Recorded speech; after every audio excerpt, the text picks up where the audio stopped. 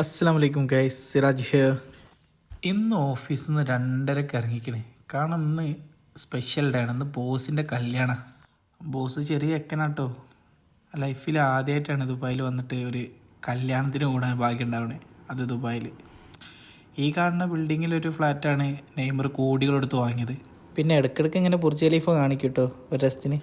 Sunday ആയതുകൊണ്ടാട്ടോ ടാക്സിയിൽ, അല്ലെങ്കിൽ bus തന്നെ ക്ഷണം. പിന്നെ സപ്പോർട്ട് ചെയ്യണം കേട്ടോ. എങ്ങനെയാണെന്ന് ഞാൻ പറയേണ്ടതില്ലല്ലോ അല്ലല്ലേ. റൂമിൽ പോയിട്ട് ഡ്രസ്സ് മാറ്റി പോകാനാണ് പ്ലാന്.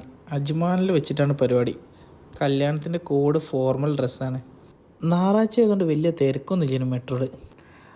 ഇതായിരുന്നു കേട്ടോ ഞാനിട്ട കോസ്റ്റ്യൂം. സംഭവം കണ്ട് കുഴപ്പമില്ലല്ലോ. നമ്മൾ കല്യാണത്തിന് പോകുന്നത് ബസ്സിനാണ്. അജ്മാനിലേക്ക് കാണോ നമ്മളെ കൂടെയുള്ള ചങ്ങായിക്ക് സിക്കാണ്, അതുകൊണ്ട് നമ്മൾ ബസ്സിലാണ് പോകുന്നത്.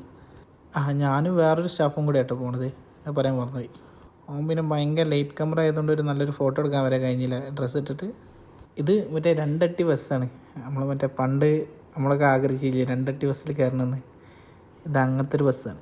എനിക്ക് എപ്പോഴും ഈ സൈക്കിൾ കാണുമ്പോൾ ആകെ ഒരു കഥയെ മനസ്സിൽ വരുള്ളൂ. അതെന്താ വെച്ചാൽ ഞാനും എൻ്റെ 2 കമ്പനിക്കാരും കൂടി സൈക്കിളിൻ്റെ മുകളിൽ നല്ല സ്പീഡ് പോവാം.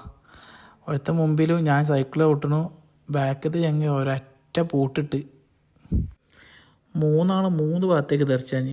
ഓനൊക്കെ അപ്പോൾ ഇവിടെ ഉള്ളാവോ പഠിച്ചോനിക്കറിയാം. ദുബായിനെ പോലല്ല അജ്മാന്. വലിയ തിരക്കോ ആളും പാളൊന്നുമില്ല. വീഡിയോ കുറച്ച് ലെങ്ത് ഉണ്ടാകാൻ ചാൻസ് ഉണ്ട്, കാരണം എല്ലാം ഉൾപ്പെടുത്തിയോണ്ടാണ്.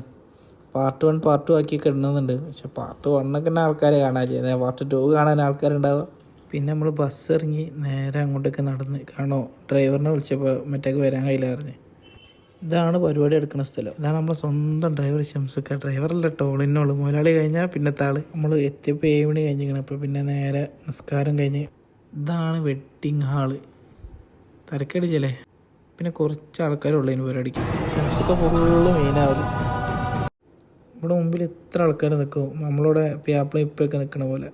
ഞാനും പിന്നെ ഒരു ഓറഞ്ച് ജ്യൂസ് അടിച്ച് എല്ലാം മെയിനാവാൻ നോക്കി. 2-3 മണിക്കൂറുണ്ട് പ്രസംഗവും ചെറിയ പാട്ട് പോലത്തെ ഒരു സംഭവമുണ്ട്. ഓരോ കൾച്ചറാണ് തോന്നണം. ഓരോ സ്ഥലത്ത് ഓരോ കൾച്ചറായിരുന്നു. ബഹുമാനിക്ക് എത്ര ഉള്ളൂ. ഇത് കഴിഞ്ഞിട്ട് ഫുഡ് എന്താണെന്നൊന്നും മനസ്സിലായിട്ടില്ല. നമ്മളെല്ലാവരും നല്ല തട്ട തട്ടി. പിന്നെ ഓല ഡാൻസൊക്കെ ഉണ്ടായിരുന്നു. പിന്നെ ഞാനതൊന്നും എടുത്തില്ല. പിന്നെ ഒരു 11:30 നേരെ ബസ് കയറി റൂമിലേക്ക് വിട്ട്.